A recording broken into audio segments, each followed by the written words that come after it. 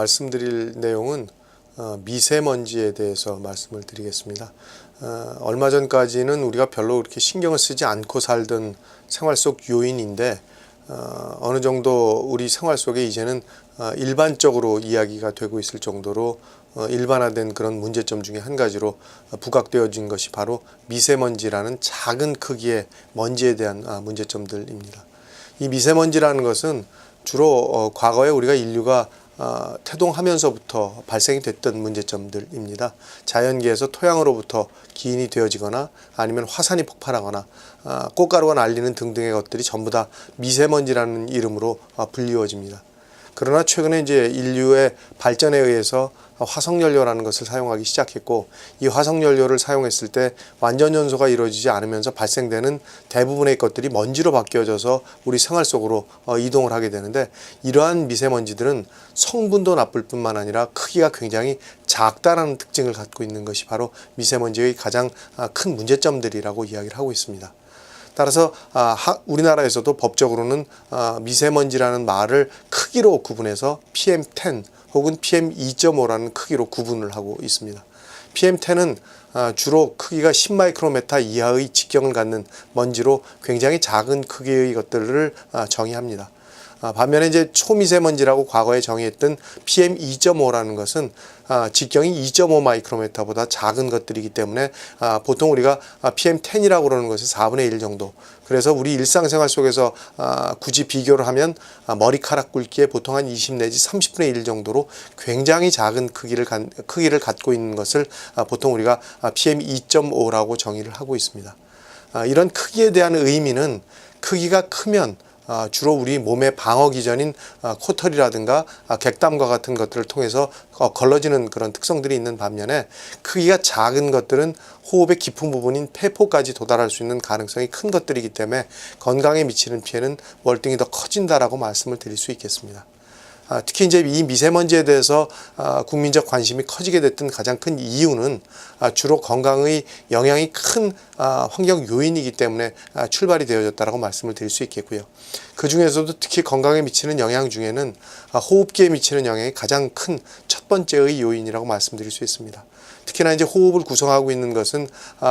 그 후각을 통해서 들어가게 되면 이것들이 이제 그 호흡기의 기관지라는 것을 거쳐가게 되고, 그 다음에 폐의 가장 깊은 부위인 폐포를 통해서 사용하고 남은 이산화탄소와 산소를 교환해주는 과정에서 아주 작은 크기의 먼지들이 섞여 들어가게 되면 이것들이 같이 이동을 할 수 있다는 것 때문에 호흡기 계통의 건강 영향이 가장 크게 나타나는 문제점이라고 첫 번째로 지적되고 있는 사항입니다. 두 번째로는 이렇게 이동되어진 미세먼지들은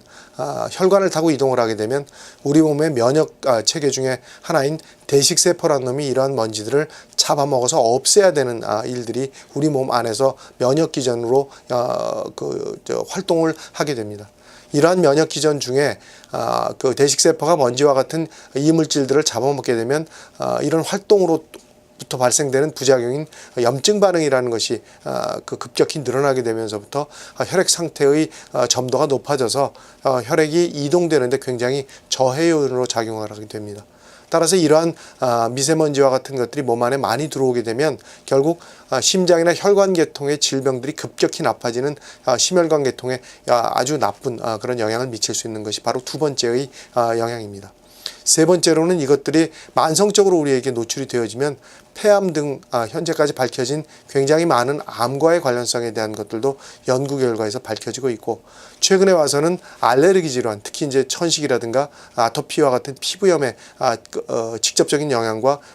그러한 증상들을 악화시키는 요인으로 작용을 하고 있기 때문에 이러한 부분들에 대해서도 역시 국민적 관심들이 필요한 그런 대상이 되고 있어서, 사실상 미세먼지와 연관된 질병에 대한 연구들은 소화기 계통의 질병을 빼고는 거의 대부분의 질병들이 연관이 되어질 정도로 우리 건강에 미치는 영향이 굉장히 큰 것들이라고 말씀을 드릴 수 있습니다. 따라서 이제 이러한 미세먼지가 과연 우리 생활 속에서는 어느 곳에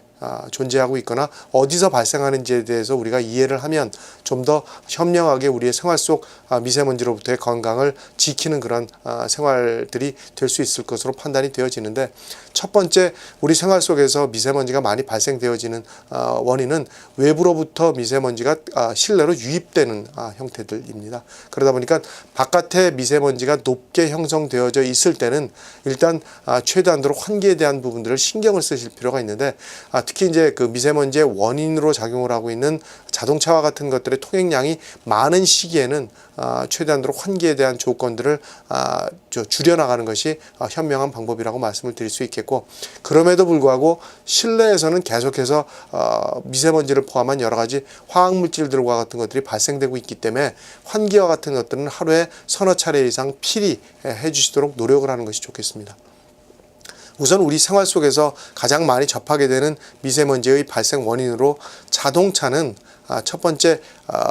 우리가 도로 속에서도 많이 접하게 됩니다. 따라서 이제 출퇴근 시간이라든가 자동차를 이용하는 시간대에는 주로 자기 차에서 발생된 배기가스보다는 앞에 차나 옆에 차에서 발생된 배기가스로부터의 여러 가지 오염물질들이 차 내로 유입되는 문제점에 대한 것들에 먼저 좀 관심을 가지실 필요가 있겠고요. 특히 대형 차량이라든가 경유 차량과 같은 경우는 먼지를 발생시키는 양이 워낙 많기 때문에 이러한 차량들이 주변에 있을 때는 순환 모드보다는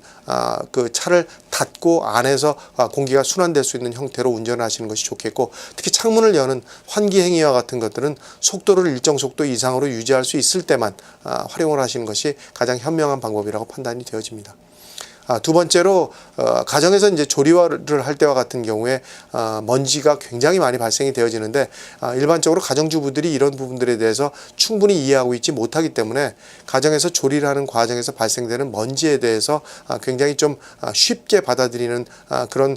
과거의 경향성들이 있었습니다. 그런데 실제로 이런 조리 과정에서 먼지를 측정을 해보면 먼지 농도가 바깥보다도 월등히 높아지는 그런 현상들이 발생하는 경우들이 있는데,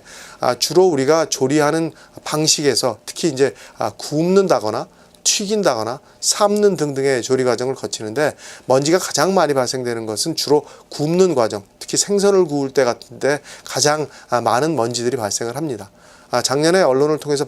보도되어졌던 고등어와 같은 것들이 주로 가장 먼지를 많이 발생시키는 그런 조리 과정이 되겠습니다. 따라서 이러한 그 조리 시 발생되는 먼지로부터 인체에 미치는 영향을 줄이기 위해서는 환기 장치인 팬이라는 것이 잘 가동되어지는지를 첫 번째로 점검하실 필요가 있는데, 소리가 난다고 해서 꼭 주방에서 환기가 이루어지는 것은 아니므로 환기 정도에 대한 것들을 잘 점검하셔서 팬을 통해서 이렇게 이때 발생된 먼지들이 잘 빠져나가는지에 대한 것들을 검토하실 필요가 있겠고요.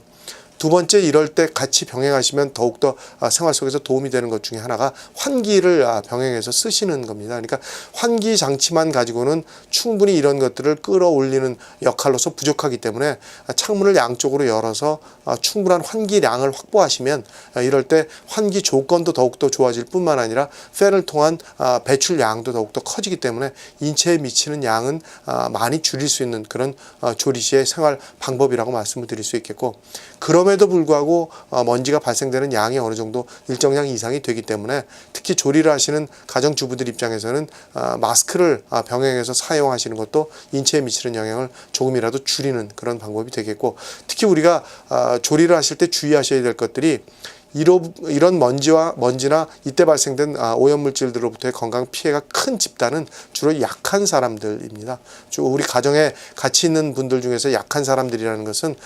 갓난쟁이와 같은 어린이들, 아직까지 호흡기나 여러 가지 면역 기전이 정상적으로 형성되어 있지 않을 때이기 때문에 이때는 건강에 미치는 영향이 굉장히 커질 수 있다라는 것들이고요. 두 번째로는 노약자들입니다. 이미 면역 기능이 굉장히 저하되어져 있는 연령대이기 때문에 이런 분들은 실제로 호흡기로부터 미치는 영향들이 다른 건강한 사람들에 비해서 월등히 커질 수 있기 때문에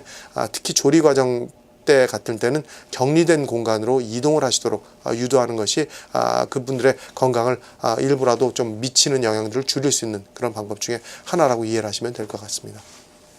세 번째로는 이제 주로 가정에서 먼지를 많이 발생시킬 수 있는 일이 청소와 같은 행위들입니다. 주로 이제 벽면이라든가 옷에 붙어 있는 먼지들이 재부유하거나 사람의 활동에 의해서 실내에서 이러한 먼지들이 다시 돌아다니는 일들이 있는데, 특히 청소를 진공 청소기를 사용을 하시게 되면 주로 이제 먼지들이 사이클론 방식으로 되어져 있는 것들이기 때문에 우리 생활 속에서 이것들이 앞에서 들어가서 뒤에서는 작은 크기로 깨어져서 뒤로 빠져나오는 경우들이 많이 발생할 수 있기 때문에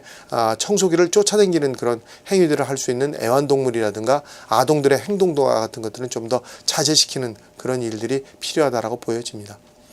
또한 이제 우리가 일상생활 속에서 외출을 해야 되는 경우에는 어쩔 수 없이도 마스크와 같은 것들을 사용을 하시는 경우들이 많이 발생하기 때문에, 마스크는 주로 그 KF라는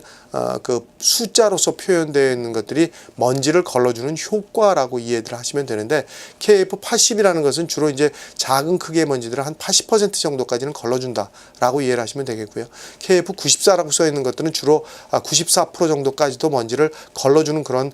기능들을 갖고 있다라고 이해를 하시면 되겠습니다. 반면에 이제 주의를 해서 사용을 하셔야 될 것들은, 이러한 그 마스크는 주로 이제 정전기라는 것을 사용을 하기 때문에